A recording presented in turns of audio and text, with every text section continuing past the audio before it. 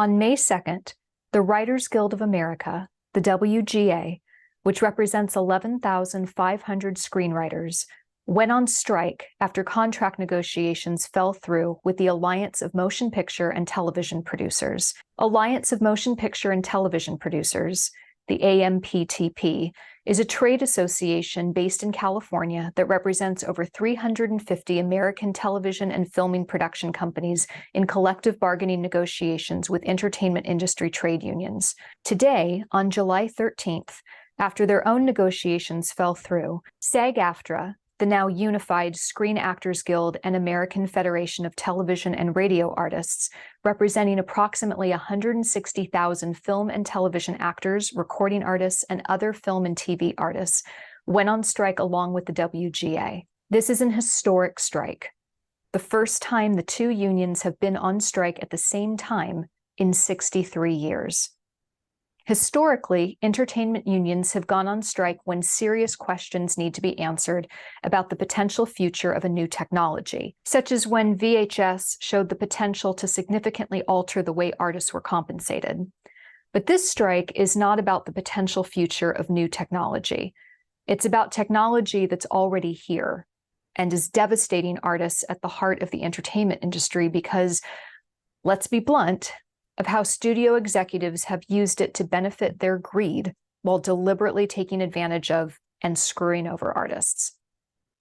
Fran Drescher, the current president of the Screen Actors Guild, said this today at her announcement of the strike when commenting on what AMPT claimed was a groundbreaking offer on how to address AI in cinema moving forward. This groundbreaking AI proposal that they gave us yesterday, that our background performers should be able to be scanned and get paid for 1 day's pay, and their companies should own that scan of their image, their likeness, to be able to use it for the rest of eternity in any project they want with no consent and no compensation.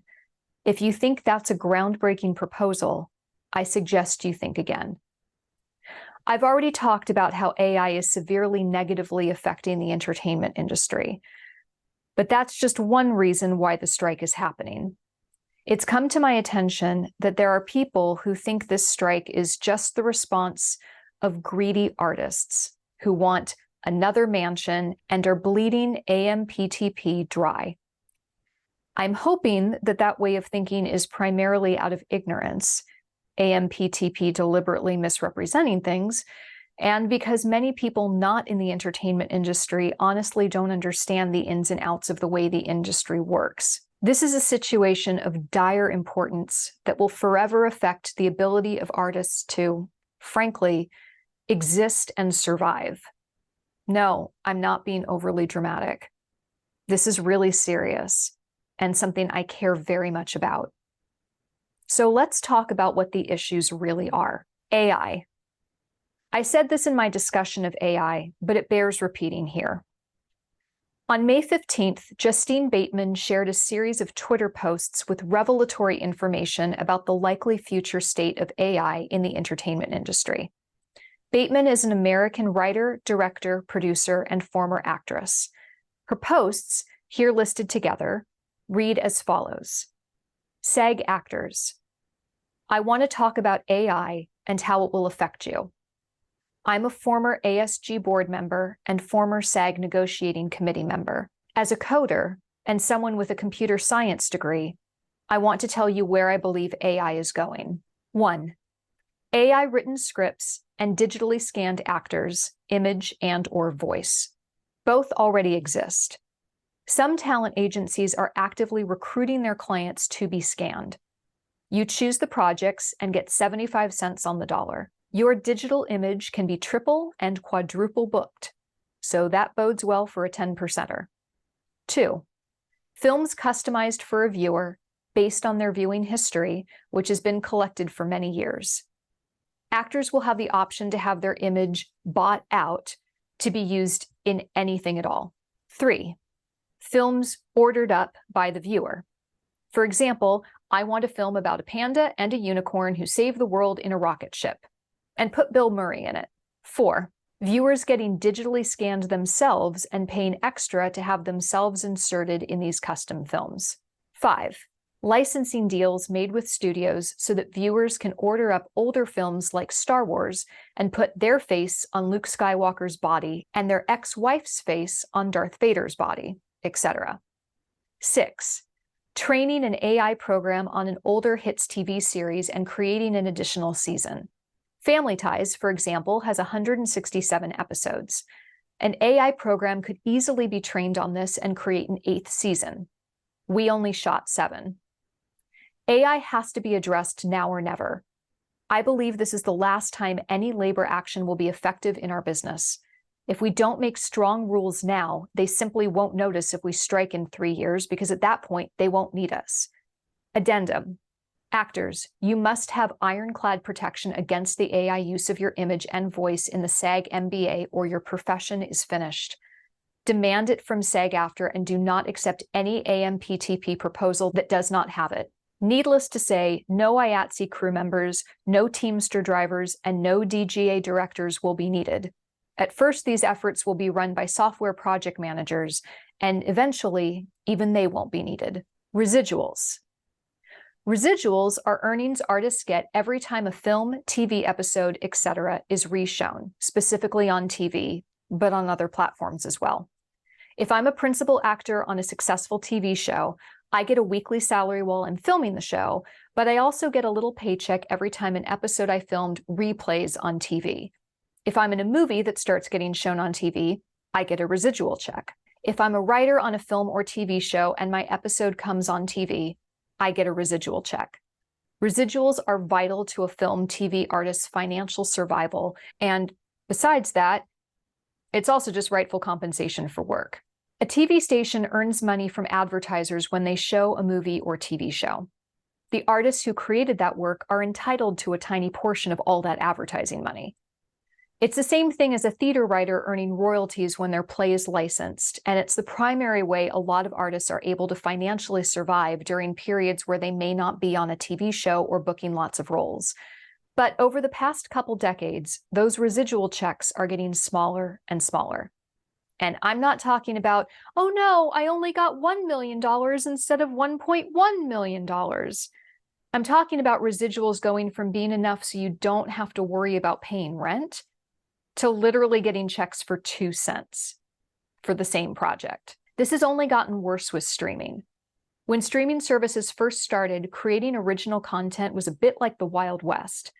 Netflix's House of Cards and Orange is the New Black were the canaries in the coal mine for the situation we're facing today. SAG has, for a while, had a contract called the New Media Contract.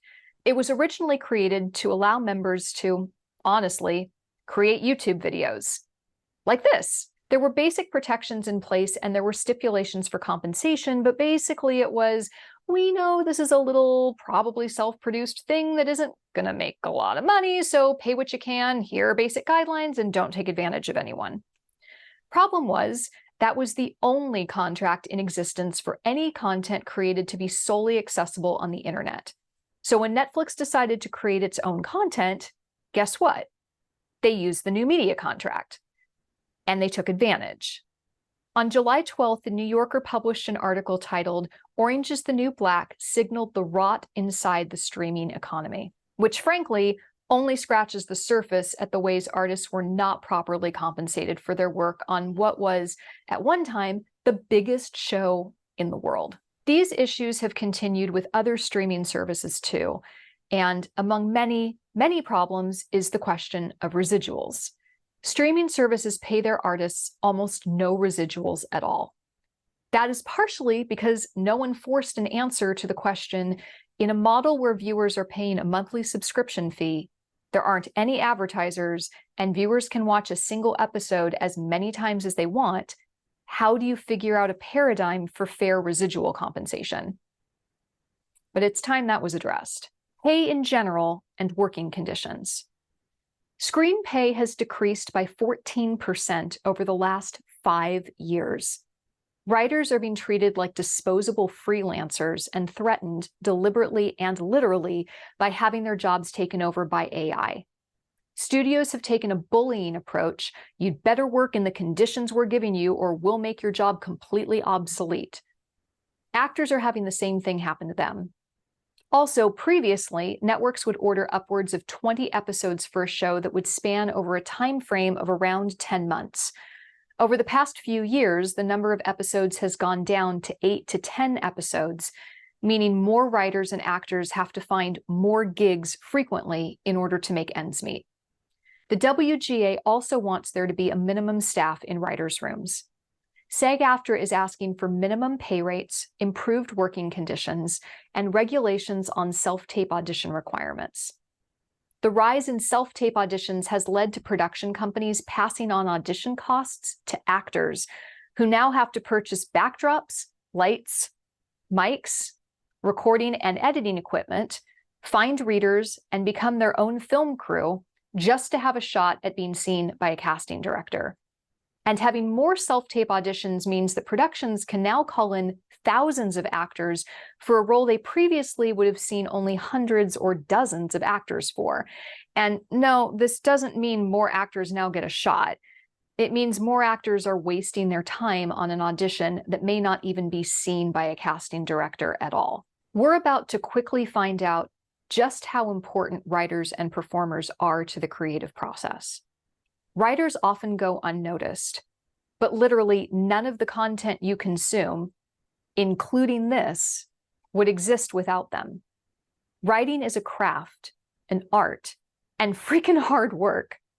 It's not something we should do for almost no compensation because being fulfilled in our job should be enough. When the pandemic hit, we all turned to art to help us through. We might not be seeing the hit now, but give it a couple months. Let's see what life is like with no new TV shows or films. And that'll go on for a while. In a couple months, everything that can be released will have been released, and there will be nothing new. Let's say the strike ends in a couple months, or even sooner. Let's hope. But it'll be another few months for production to start back up, complete filming, and post-production. We're in for a long haul of seeing just what artists mean to us and our society. On June 27th, more than 300 actors, including Meryl Streep, signed a letter to the SAG-AFTRA Leadership and Negotiating Committee stating that, "We hope you've heard the message from us. This is an unprecedented inflection point in our industry. We feel that our wages, our craft, our creative freedom, and the power of our union have all been undermined in the last decade. We need to reverse those trajectories." Fran Drescher, when announcing the strike, went on to say this: "This is a moment of history and is a moment of truth. If we don't stand tall right now, we are all going to be in trouble. We are all going to be in jeopardy of being replaced by machines and big business who care more about Wall Street than you and your family." Deadline reported on July 11th, Warner Brothers, Discovery, Apple, Netflix, Amazon, Disney, Paramount, and others have become determined to break the WGA, as one studio exec blatantly put it. To do so, the studios and the AMPTP believe that by October, most writers will be running out of money after 5 months on the picket lines and no work. Quote, "The end game is to allow things to drag on until union members start losing their apartments and losing their houses," a studio executive told Deadline. Deadline goes on to say that the studios and streamers next think financially strapped writers would go to WGA leadership and demand they restart talks before what could be a very cold Christmas. In that context, the studios and streamers feel they would be in a position to dictate most of the terms of any possible deal. This is not about the top tier of the Hollywood elite. This isn't about a multi-Oscar winner wanting an extra summer home. This is about the hundreds of thousands of Americans who earn their living from the entertainment industry. The actor who pops up here and there in various commercials and TV shows, and you go, "Wait, I've seen them somewhere before."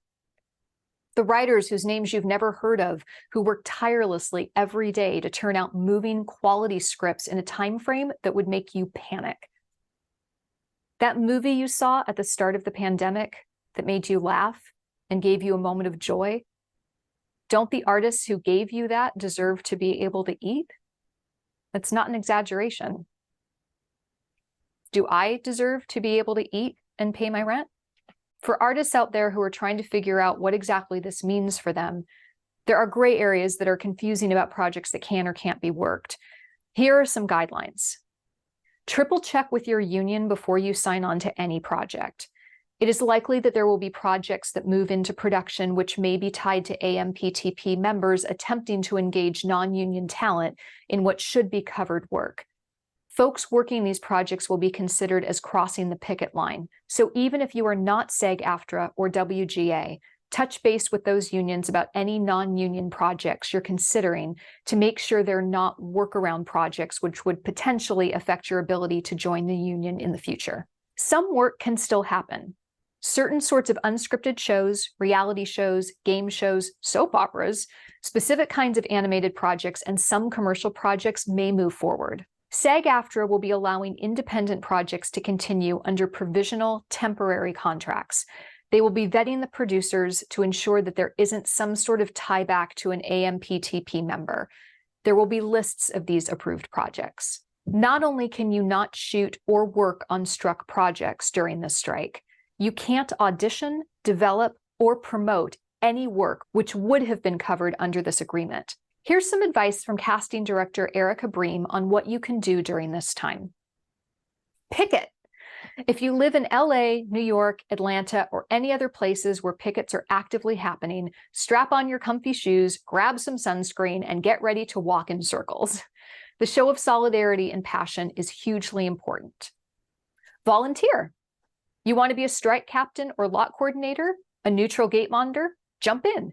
Your union will need people to step up and help keep the train running. Use social media. Talk about why you're striking, connect with fellow union members, and spread the word to non-industry folks. Use hashtags like #1U, #SAG-AFTRA Strong, and others. Apply for assistance if needed. The Entertainment Community Fund is offering financial assistance for industry participants. @Tusk Together, @TUSC Together, has formed to help with healthcare needs. Your union will likely have a fund you can apply to as well. If you need help, don't be afraid to ask for it. We all know what everyone is sacrificing with these strikes. There is zero shame in seeking assistance. Look for union guidance. Confused about what is okay to work or audition for? What is forbidden? What are your rights? The union will put out that information. Ask questions if needed. Work your day job. The more financially stable you are, the longer you'll be able to withstand a strike, and that weakens the studio's key pressure point. Find a creative outlet. Make sure you still have something that juices your creative passion so you don't burn out on this cause. Class, self-tape, practice with friends, a writing group, a play, etc. Yes, plays. Let's all go see theater. Breathe. You're not alone. You are supported in this cause from craft people across the entire industry. For everyone, please stand with artists. Show your solidarity. Support us. Even a social media post can go a long way towards sending a message or even just raising spirits. Go and see theater. Theater is still live, active, and happening. And a lot of artists that are in the theater are also SAG-AFTRA and WGA members. This is a great time to go see a show. This strike is going to have an effect on every industry. And I don't mean that in a LA is going to lose a lot of income way. I mean that the issues WGA and SAG-AFTRA are fighting for are issues that are going to affect everyone sooner or later. They're coming to your industry too. And I support you and your unions in standing against them as well. I am an artist.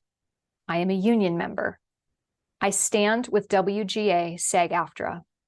All I and my fellow artists are asking for is the opportunity to make a living and continue making art for you under fair conditions. Thank you for your support.